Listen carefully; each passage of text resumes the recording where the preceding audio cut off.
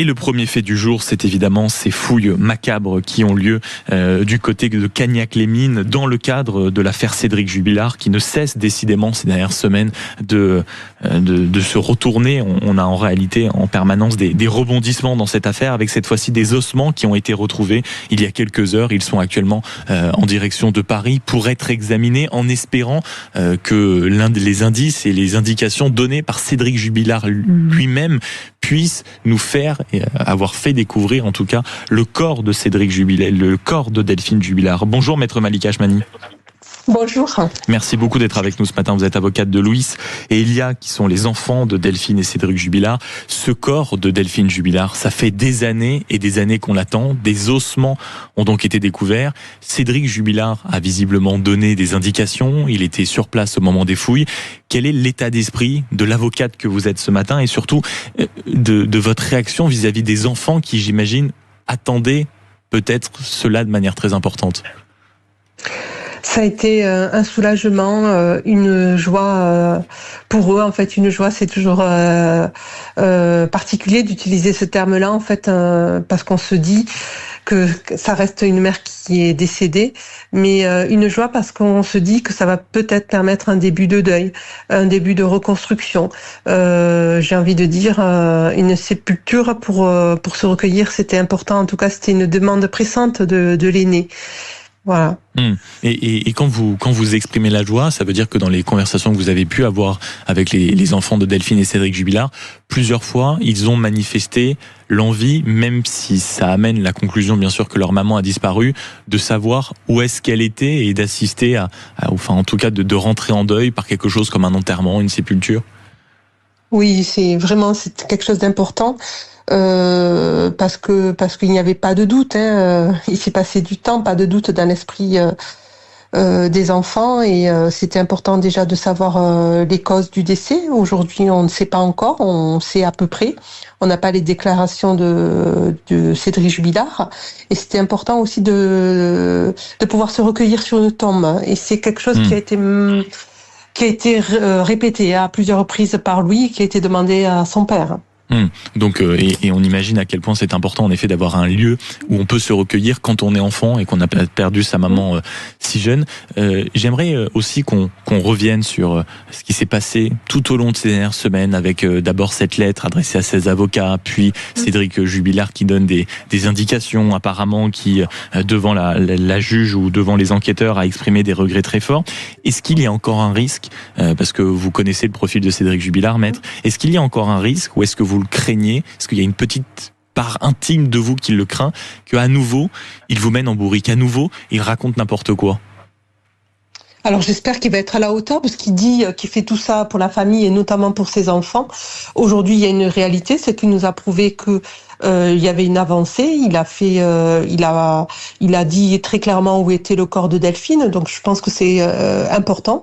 Maintenant, j'attends de lui pour ses enfants qu'il soit à la hauteur de ses déclarations, c'est-à-dire qu'ils reconnaissent les faits comme ils sont, c'est-à-dire quand même assez sordides, qu'il n'essaie pas de refaire l'histoire. Voilà, ce serait dérangeant. Ouais. Maître Malika Achmani, je rappelle que vous êtes l'avocate de Louis et Ilia, qui sont les enfants de Delphine et Cédric Jubilard. Beaucoup, quand on lit notamment la presse ce matin, quand on écoute les radios, les télés, alors je sais qu'il faut toujours prendre tout cela avec des pincettes, mais beaucoup évoquent dans la volonté, en tout cas de Cédric Jubilard, de dire une partie de la vérité, et notamment l'emplacement du corps. Beaucoup évoquent l'influence de Louis, son fils âgé de 11 ans. Est-ce que c'est vrai? Est-ce que Louis a joué un certain rôle auprès de son père, malgré les circonstances, pour le pousser à donner des indications? Écoutez, si c'est le cas, j'en suis heureuse parce que c'est une demande depuis quelques années maintenant. C'est une demande qu'on a reformulée lors du procès en première instance. C'est une demande que j'ai reformulée lors d'une audience devant le juge des enfants. C'était il y a un peu plus d'un mois. Donc si ça a pu influer, je pense que c'est important pour Louis parce que Louis il voulait venir au premier procès parce que il se disait que peut-être en me voyant, mon père il va reconnaître les faits, il va dire les choses. Donc si ça a pu influer, écoutez, serais heureuse. Ça veut dire que peut-être que ça chemine un petit peu dans le cerveau de Cédric Jubilard, mais je crois que le chemin il est encore long.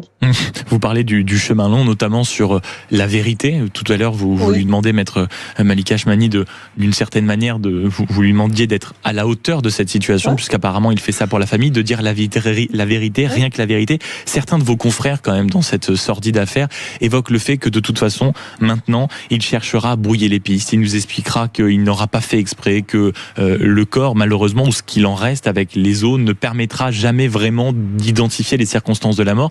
Est-ce qu'il n'y a pas, malgré le soulagement de tout ça, malgré le fait d'avoir la sensation d'approcher la vérité, est-ce qu'il n'y a pas un risque qu'en réalité, il continue de truquer sur ce qui s'est vraiment passé ce soir-là ? Alors moi, je vais faire le choix, dans l'intérêt des enfants, de lui laisser le bénéfice du doute. Moi, aujourd'hui, j'ai pas eu accès à ces déclarations. Donc, je ne sais pas s'il a fait une déposition complète, s'il a essayé d'amoindrir ou de se trouver des excuses. Il n'y a aucune excuse. Donc, moi, je vais lui laisser le bénéfice du doute. Aujourd'hui, personne ne connaît le contenu de ces déclarations, sauf, bien sûr, les magistrats et son avocat. Donc, moi, je pense qu'il faut attendre un peu. S'il le faut, peut-être qu'il est allé au-delà de ce qu'il a pu indiquer à ses avocats dans un premier temps. En tout cas, je l'espère. Ce qui est certain, c'est que certains avaient pu dire qu'il allait brouiller les pistes et qu'on n'allait jamais retrouver le corps de Delphine. Aujourd'hui, force est de constater qu'on y est allé directement. Beaucoup sont gênés aussi, et je vous pose la question en tant qu'avocate, certes dans cette affaire, mais par la défense de Cédric Jubilard, qui parle tout d'un coup d'un homme qui a retrouvé une certaine éthique, pratiquement, qui se retrouve avec lui-même, qui aide et qui permet la manifestation de la vérité, qui aide la justice. Est-ce que vous n'êtes pas un tout petit peu gêné par presque ce renversement du personnage auquel on assiste médiatiquement par l'intermédiaire de ses avocats ?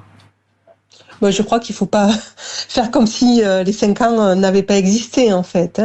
On part pas de zéro. Il y a eu 5 ans où il a effectivement brouillé les pistes.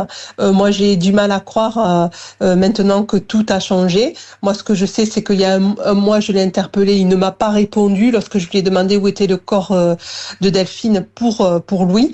Moi, ce que je sais aussi, c'est que pendant 1 an, il a essayé d'écrire à ses enfants, mais voilà, le chemin il est assez long. Moi, je vais observer. Aujourd'hui, je pense qu'on n'a pas de recul, que c'est tout frais et que je ne crois pas à un miracle comme cela, en fait. Maintenant, je peux me tromper. C'est à Cédric Jubilard de faire ses preuves auprès de ses enfants.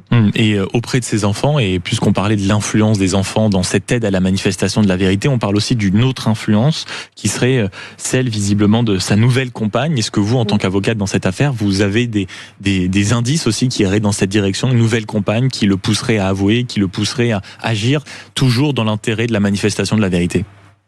Alors là, pour le coup, je n'en sais pas plus que vous. J'ai entendu les déclarations de Maître de Bisson, je sais rien d'autre. Je peux pas, je n'en sais rien.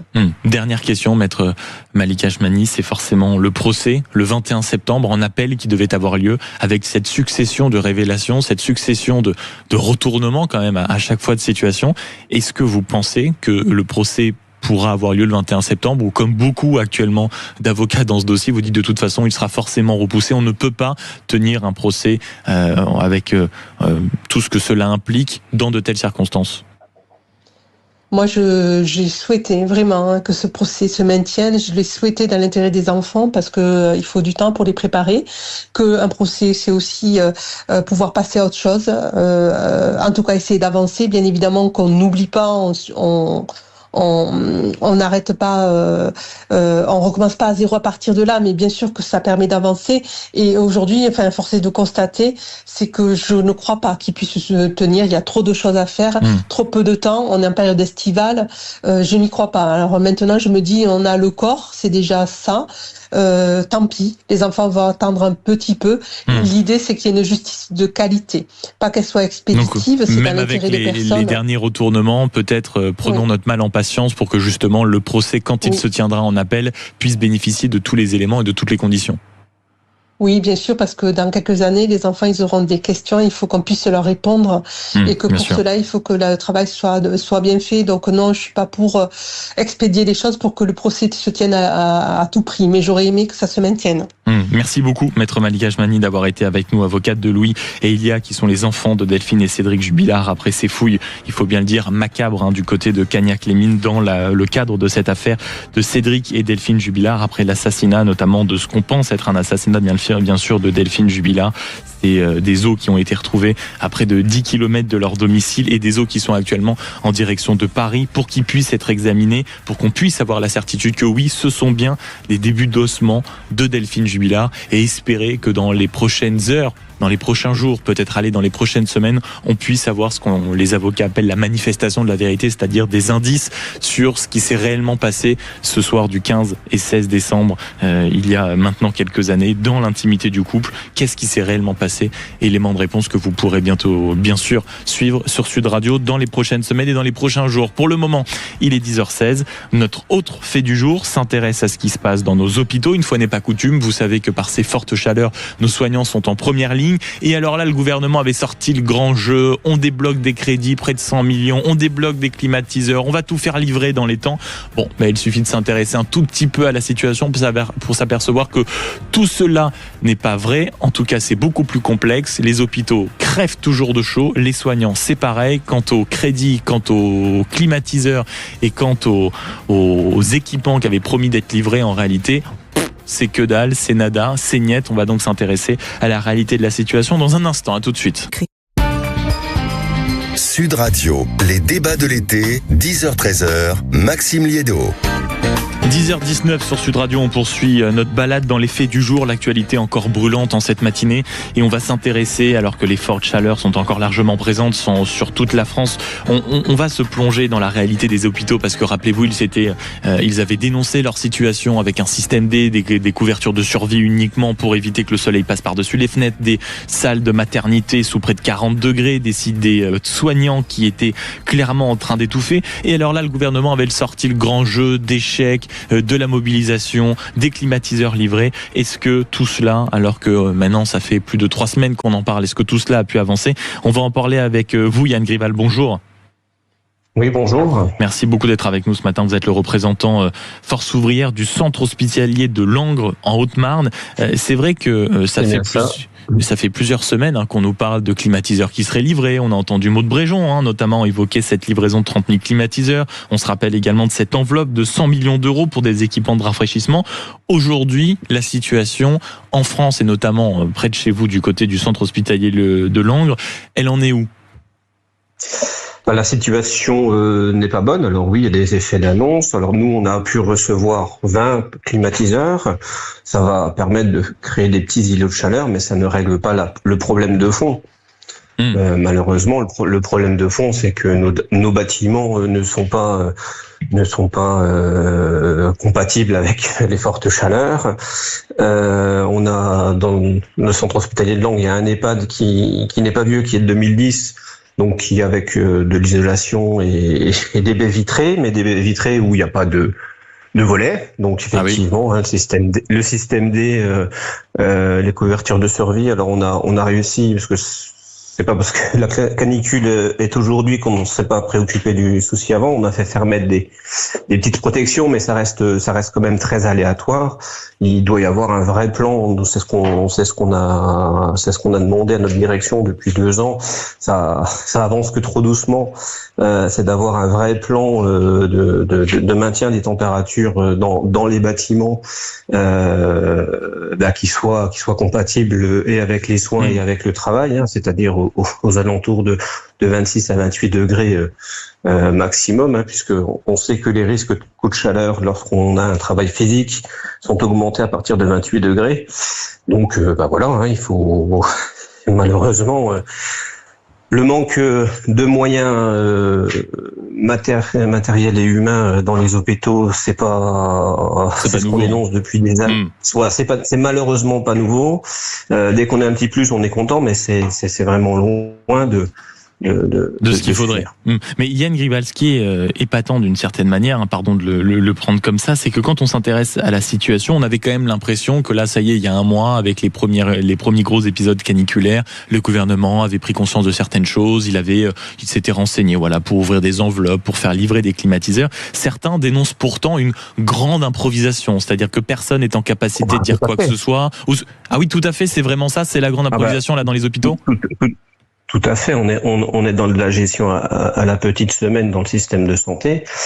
Et effectivement, c'est dès qu'on est au milieu d'une crise qu'on va se demander comment on va faire pour la surmonter. Sauf que le réchauffement climatique, a priori, c'est quelque chose qui est connu depuis de nombreuses années.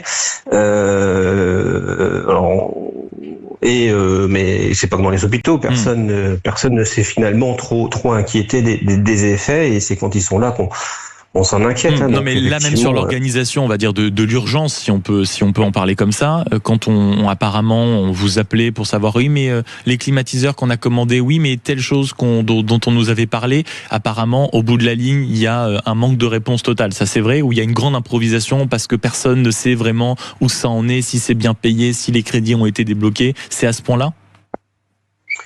Après, chaque établissement a peut-être une situation qui peut être un petit peu différente. Je sais que nous, ça peut être commandé avec du mal, puisque le système de signature n'est pas très efficient, et sur la première lot de commande, on est passé à côté sur un manquement de signature.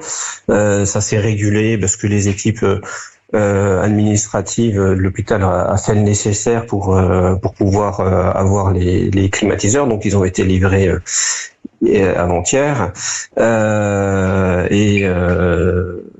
voilà, donc ça c'est une première bonne chose, mais quoi qu'il arrive, oui, on est dans de l'improvisation. Mais il y a aussi dans cette improvisation, il y a des plans qui sont consacrés. Oui. Non, allez-y, finissez, Yann Grival.